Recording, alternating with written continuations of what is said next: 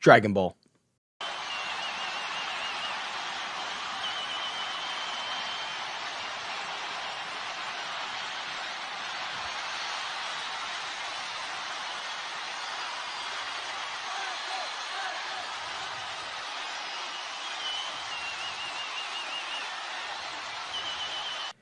Now, it's no doubt that everyone and their mother knows what this franchise is, and how wide its impact is as well. From its humble beginnings, all the way to fierce battles in outer space, to even now, fighting the 40-year-old virgin, Dragon Ball has become a mainstay in the hearts of many anime and manga fans for a long time now. And even if you haven't watched or read the series, there's no way you don't know about it. But what makes Dragon Ball so special? Is it the fights, the characters, the epic moments, or is it a little bit of everything? Today, I'm here to talk about an arc in Dragon Ball that has a great blend of all of it. It's the final story of Dragon Ball Z, and the final piece of content that has come straight from Akira Toriyama himself. Nope, you don't count, not you.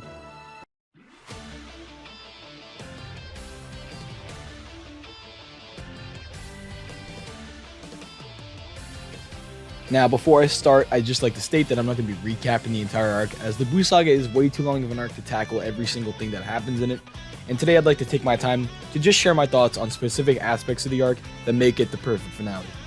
Now, to get a good look at what makes the Buu Saga so special to me, let's start with what makes it stand out among the rest of the series.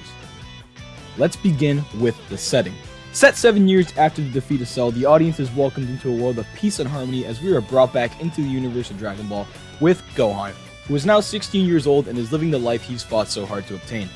Gohan has been able to focus on his studies in these past 7 years due to the peace that he and his father have brought to the world. This opening setting is a perfect introduction back into the world of Dragon Ball, and it helps the fight of Gohan and Cell feel even more important than it did before, because a new threat didn't immediately emerge after Cell's defeat. Having such a large time gap in between the two arcs makes both this arc and the previous one even better. The time skip also helps the emergence of Buu feel more important and impactful, as is the first real threat the Z fighters have faced in years. To add to that, the time skip is also a great way to showcase how our characters have changed since we've last seen them. Gohan, like how I previously mentioned before, is finally pursuing his studies. Goku has broken past his limit again and gained a new form while training in Otherworld. And Vegeta, well, let's tackle him, shall we?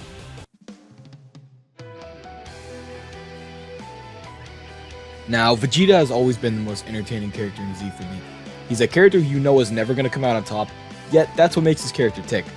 His ability to get demolished in almost every fight he's in, and still seeing him be able to keep going, is what makes Vegeta Vegeta.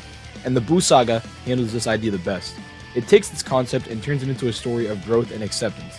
The Cell Saga ends with Vegeta broken and humiliated. He's left with absolutely nothing, and his driving force to get stronger is gone with no intention of coming back. As well as the fact that Cell himself was defeated by a 9-year-old who just happens to be the son of the very person he wants to surpass. Life is not going well for this man, believe me. So how does Vegeta change in these 7 years? Well, for starters, he tries to spend more time with Bulma and Trunks. I know this isn't really shown, but it's pretty obvious that he's grown some sort of connection and attachment to them through various comments he makes throughout the arc. And of course, he spent a ton of time training, bringing him up to the level Gohan and Cell were at the end of their fight. Things change for Vegeta though, once Goku announces that he will be coming to the 25th World Martial Arts Tournament. This is it. Vegeta's one chance to settle the score with Goku, and he is not going to let anything get in his way. As the story progresses, Babidi is introduced. Goku, Vegeta, Gohan, and Supreme Kai travel to stop him from unleashing Buu. Here, Vegeta sees that Goku once again has surpassed him, even after all he spent in these last 7 years training to his limit. This eventually leads Vegeta to let Babidi take over his mind and give him the power he needs to beat Goku. Well, not really. This decision made by Toriyama here was a great one.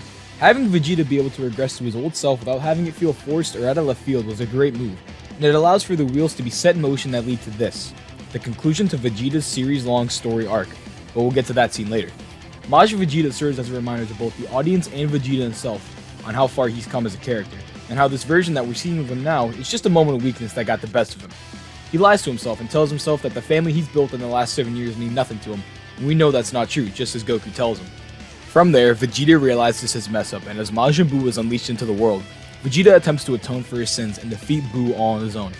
And here we get one of the best scenes in the franchise, Majin Vegeta's final atonement. As Vegeta accepts what he's about to do, he hugs his son for the first time in his life, and tells him to take care of Bulma. It's here we finally see Vegeta's humanity finally come out in full effect. It was shown a bit when Trunks was killed by Cell, but here we see no rage, no anger, just full-on human compassion for his loved ones. Something the Vegeta we knew 7 years ago would never show to anyone. Even though Vegeta's attack did nothing to Buu, it still serves as a fantastic moment for the character, and I think that means much more than getting the win.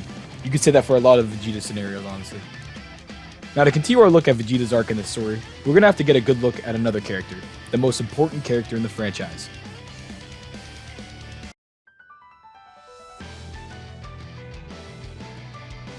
For all the time we've known Goku, we've been able to see the effect he's had on everyone around him. From Krillin to Piccolo, Tien, and so on and so forth, Goku was able to do something to these characters that allows them to change and become a better person than they would have been without knowing it. And this statement is best proven by Goku's effect on Vegeta. Since his introduction, it's been clear that Vegeta has been obsessed with surpassing Goku. He's tried anything and everything he could do to do it. Whether it's Zenkai boost, training in the time chamber, or even starting a family, this man has gone to the brink and back to push himself to be better than the one Saiyan that's better than him. But as the series progresses, we see little changes in Vegeta, little signs that there's a good person that can be brought out, despite all the evil acts he's committed throughout his life. Goku is the one person who was able to bring it out. Think about it. By starting a family to try and see if this could have an effect on his power, Vegeta eventually learns to love and care for them. Throughout his pursuit of surpassing Goku, Vegeta is able to become human.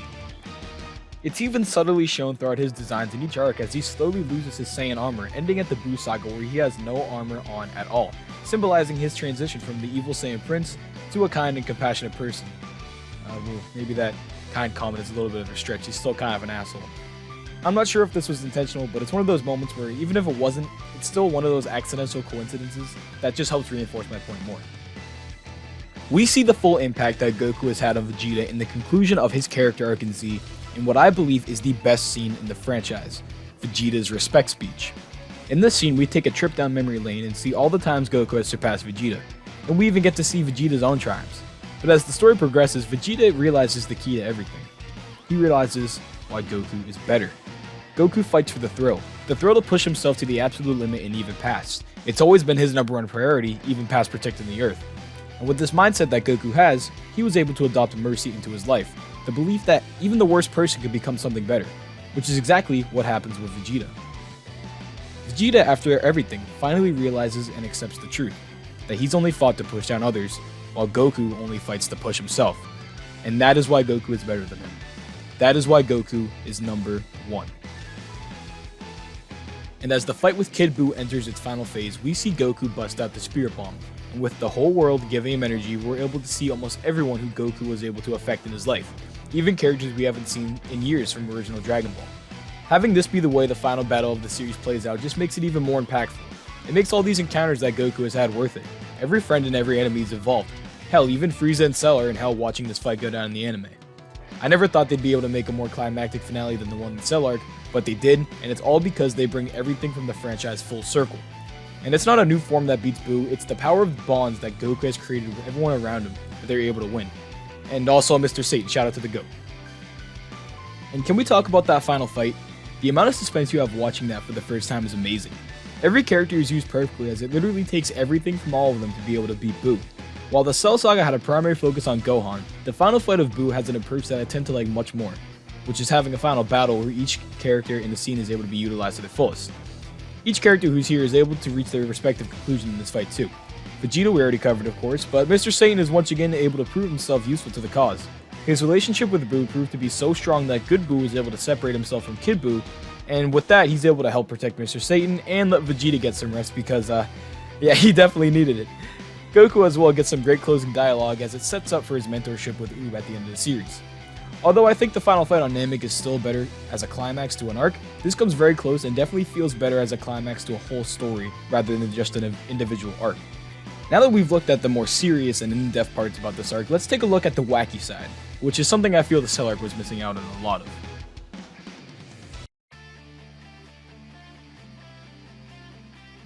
No other arc in the original run of Dragon Ball has the amount of batshit crazy stuff happening in it compared to the Buu Saga. For starters, we have Gohan going full Peter Parker and becoming the Great Saiyaman. And as silly as that sounds, it actually fits the story really well and it feels natural too. It doesn't last super long, but it was still a fun way to start off the arc, and every time we see Great Saiyaman in later parts of the franchise, it's always super entertaining to see. Next up, we have Buu as a whole. He is pure out-of-control chaos and I love it. Whether it's Fat Buu, Super Buu, or even Kid Buu, he always finds a way to have this presence that is fun but also super threatening at the same time. It also helps that a lot of its attacks are very creative, especially compared to the one we've seen from previous villains in Z. Boo as a whole isn't my favorite villain from Z. Honestly, he's probably my least favorite. But he fits his role so well in the story that I can't never dislike him. Getting back on track, we have the most fun idea ever brought to the franchise. Fusions. Oh my god, they're the best. We got Gotenks. Let's go back to this. We got Gotenks. He's shooting shit. You know, he's doing some stretch. He's got the long hair. He's got Super Saiyan 3. He's got the Super Ghost Kamikaze attack. He's screaming out of the fucking time chamber. He goes crazy. We love Gotenks. And then we got Vegeta. He's got a fucking sword. He's whipping out shit. He's punching Boo. He's doing Super Boo. He's going inside. He turns into a candy ball. Oh my god, he's the best. He's the best. I gotta relax. I gotta calm down. In all seriousness, the introductions of fusions into the franchise here was a great idea.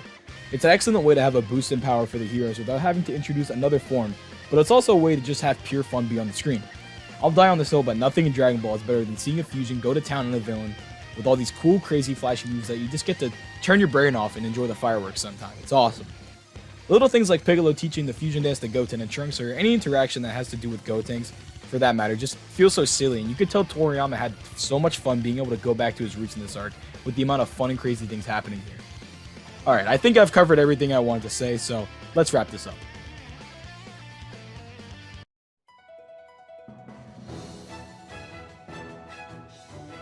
Dragon Ball Z is the ever-evolving conflict of good versus evil, and that theme is brought to its simplest form as the purest form of evil is matched against the purest form of good. This arc feels so satisfying to watch. It's fantastic to see how all your favorite characters are brought to a close here. It ties up all the loose ends left from the Cell Saga, and ends with Goku and the Earth triumphant for what feels like their hardest battle yet. As he gives Vegeta one last thumbs up, you can feel the honor and respect the two have gathered for each other, as if their whole relationship was leading to this arc, and this grand finale. It may not be the perfect arc, but it is without a doubt the perfect ending to Dragon Ball Z. Alright, I think that should be it. Thank you everyone who made it all the way through. I really do appreciate it. This is my first time making something like this with all the crazy editing and the audio recording. I had a lot of outtakes and stuff. So it was a tough video to make, but I'm really glad I did because, you know, it's just really cool being able to talk about stuff you like. And I really hope that in the future I'll be able to make more content like this, whether it's another Dragon Ball video or just another video talking about something I like. Because I had a lot of fun making this video, and I hope you guys had a lot of fun watching it too. If you guys want to see more, you know, make sure to like, comment, and subscribe. All you know the stuff. You know what to do. But again, thank you guys for all the support. It means the world to me. I will see you in the next one. Have a great day.